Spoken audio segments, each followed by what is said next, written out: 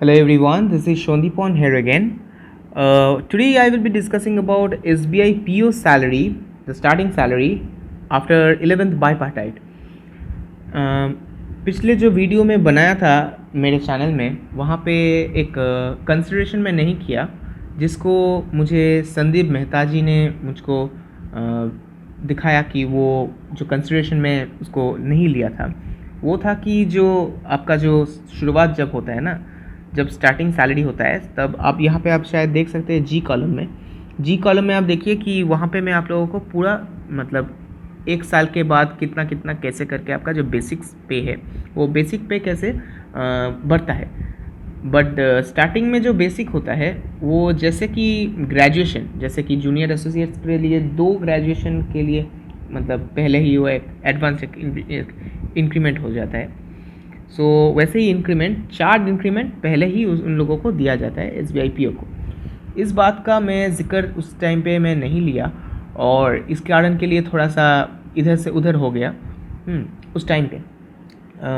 आज मैं अपने सर जो है अपने एकदम मैं अभी डेप्यूटेशन पे हूँ। मैं डेप्यूटेशन के बारे में भी मैं मेरा जो एक्सपीरियंस है उसके बारे में भी मैं कहूँगा। पर अभी जो है वो क्या है कि मैं अपने सर से पूछा और उन्होंने मुझको इसको और भी अच्छे से क्लैरिफाई किया। So it took a while but definitely thanks to Sandeep Mehta ji too because you help me in understanding that thing too. Because कभी एक बार मेरा बेसिक में CIB और JIB के लिए भी जो है आपने मुझे JIB और CIB के बाद कितना इंक्रीमेंट होगा उसके बारे में भी आपने पूछा है। So in this video I will be completely giving you everything. Okay, इस वीडियो में मैं पूरा देखूंगा। अच्छा ठीक है। सो पहले हम लोग जान लेते हैं कि ये जी कॉलम में है क्या। जी कॉलम में आप देखेंगे कि ये बेसिक पे है। एक साल के बाद आपका जो है पहले 36,000 है, उसके बाद 37,490 ऐसे ऐसे करके आपका जो है कि बेसिक पे जो है वो इंक्रीज़ होता जाता है। सो अगर आप देखेंगे बेसिक पे ये पहले 36,000 है, ठीक है। ओके, अच्छा 36,000। सो पहले ही आपका 4 इंक्रीमेंट हो जाता है, मतलब कि 37,490 को छोड़ के 38 को भी छोड़ के 40 को भी छोड़ के 41 ये वाला। सो 41,960 से आपका जो ये शुरुआत होता है। मैं आप लोगों को पर्स के बारे में भी बताऊंगा इस वीडियो में। हाँ, सो 41,960 से ये शुरुआत होता है। जैसे कि JA में 2 इंक्रीमेंट आपको कहा, यहाँ पे 4 इंक्रीमेंट होगा।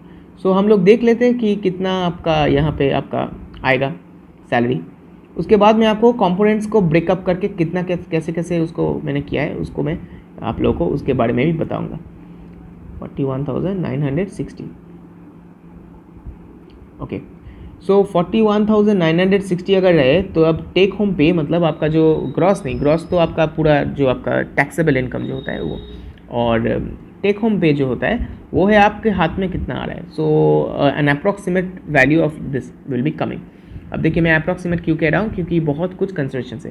पहले मैं आप लोगों को कुछ मतलब जो कुछ एक मतलब कहते हैं ना कि उस चीज़ को कंसिडरेशन में करके ले आऊँ, वो है कि DA को मैंने यहाँ पे जो है उसको 24% पे रखा हूँ मैं।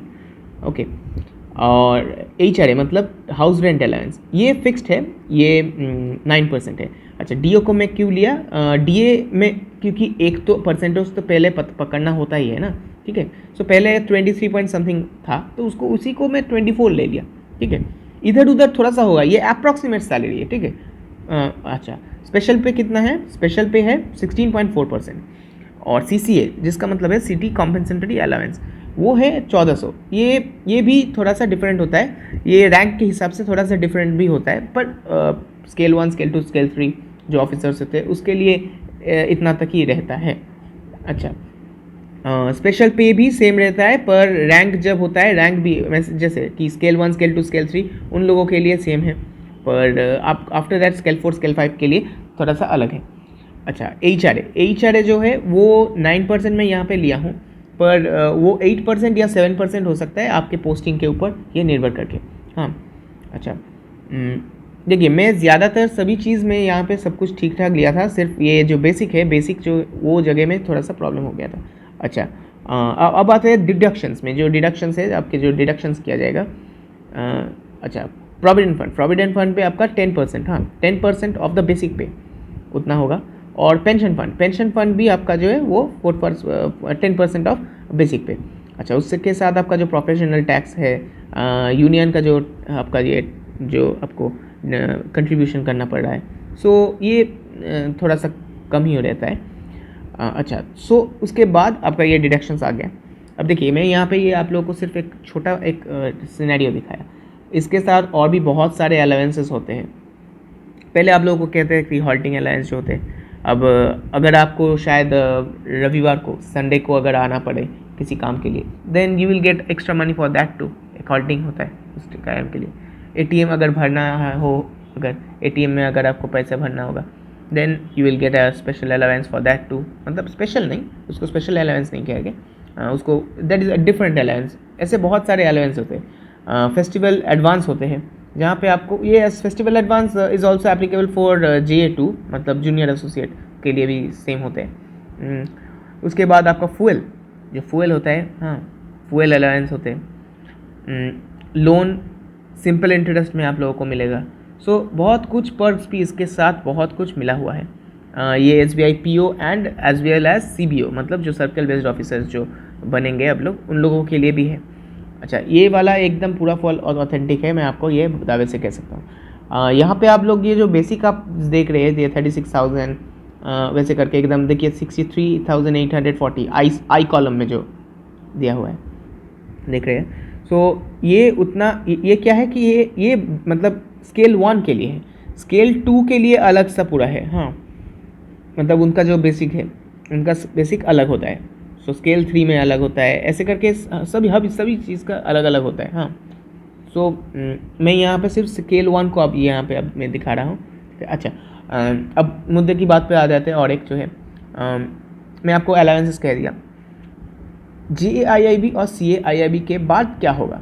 अब पकड़ लेते हैं कि अभी आपका ये 41,960 है, और ये आपने जब जनवरी में शायद आप ज्वाइन किए हैं, और आपने JAIIB आप दे दिए हैं एग्ज़ाम को। JAIIB दे के उसके बाद क्या होगा, आपका जो उसी साल, सपोज अभी 2021 चल रहा है, सो आप JAIIB दे दिए, आपका सर्टिफिकेट आपको मिल गया।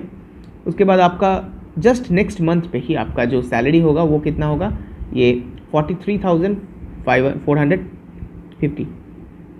सो यहाँ पे मैं वही डालूँगा, देखते हैं, मतलब उस टाइम पे आपका वही सैलरी रहेगा ना, 43,450। ओके, सो देखिए आपका सैलरी 57,284 इतना आ गया। ओके, अब एक साल के बाद क्या होगा, फिर से वो तो एनुअल इंक्रीमेंट रहता है। सो 41,000 आपका था, और JIB वो क्रैक कर दिए फर्स्ट साल में ही, और उसके बाद उनका जो नेक्स्ट साल, अगले साल, उसका कितना हुआ, 44,940।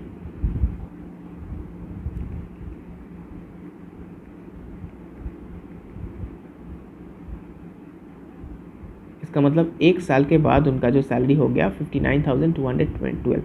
ये आपका JIB के लिए, इसके लिए एक इंक्रीमेंट होता है। CAIIB उसके लिए भी एक इंक्रीमेंट रहता है। जैसे कि जूनियर एसोसिएट में CAIIB के लिए 2 इंक्रीमेंट रहता है, यहाँ पे CAIIB के लिए 1 इंक्रीमेंट रहता है। हाँ, अच्छा, सो अभी 44,940 है, ये एक साल इनका काम हो गया, और JIB भी क्लियर कर दिए उन्होंने। सो अब CIB के लिए, जब CIB होगा तब क्या होगा, 46,430 हो जाएगा उनका बेसिक पे। अब बेसिक पे देखिए, G कॉलम पे बेसिक पे।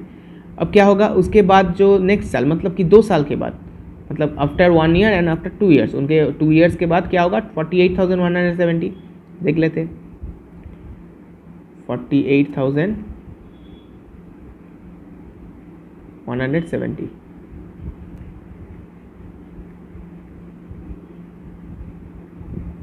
सो 63,391, मतलब कम नहीं होगा, इससे आपको ज़्यादा मिलेगा। फेस्टिवल अलाउंस में आपको कहा, आपको फर्नीचर अलाउंस के बारे में नहीं कहा। फर्नीचर होते हैं, फर्नीचर अलाउंस होते हैं।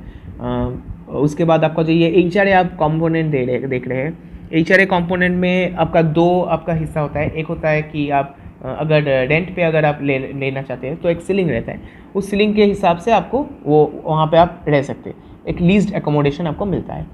और अगर आप चाहे तो आप खुद इसको HRA को आप ले सकते हैं और खुद आप मतलब इस पैसे को लेके आप खुद कहीं पे अगर आप रेंट पे अगर रह सकते हैं। So you have got 2 options. हाँ, जनरली बहुत लोग लीज्ड एकोमोडेशन ही प्रेफर करते हैं क्योंकि वहाँ पे जनरली उसका जो HRA देखिए, HRA कितना है 4335 इवन आफ्टर आपका जो GIB और CIB क्लियर करके उसके बाद भी। सो इट्स रियली बहुत ही कम है। सो अगर एक अच्छे जगह में रहना है, सो आप सभी का एक ये मतलब मन होता है कि अच्छे जगह में रहेंगे, सो अच्छा फ्लैट शायद उसको रेंट देंगे। सो इसके इसीलिए उस HRA को वो कम कर देता है। हाँ, HRA नहीं लेता है, बहुत लोग ही नहीं लेता है उसको। हाँ, और यानी कि आप अगर आप देखेंगे कि अगर DGM पद पे अगर कोई हो, या आप सोच लीजिए कि RN पद पे हो, मतलब लेवल स्केल 5 स्केल 6 यहाँ पे, डेफिनेटली वो लोग अच्छे जगह में रहना चाहेंगे। ये बहुत ही ये कॉमन सेंस है। अच्छा, सो ये रहा पूरा जो वीडियो, ठीक है। सो मैं आपको दिखा दिया कैसे कितना आपके JIB के बाद CIB के बाद कितना आपका सैलरी होगा, पर ये 2 साल के बाद होगा। हाँ, मैं आपको ये जो मैं आपको दिखाया, क्योंकि JIB और CIB उतना इजी एग्ज़ाम्स नहीं होते, टफ़ होते हैं। JIB थोड़ा सा इजी होता है, पर अभी थोड़ा सा कठिनाई कर रहा है वो उसका, पर CIB is really tough. So commerce को स्टूडेंट अगर रहेंगे then it will be better for them too. Okay, यही है आपका जो पूरा सिनेरियो, आप देख सकते हैं। कोई भी प्रश्न हो को you can comment down below. And thanks again to Sandeep Mehta, आपने मुझे इसको दिखाया आपने। हाँ, ये ध्यान मैंने थोड़ा सा नहीं दिया इसके बारे में, पर thank you again. So with this I will B bidding adieu for the video. See you in the next video. Till then, bye bye.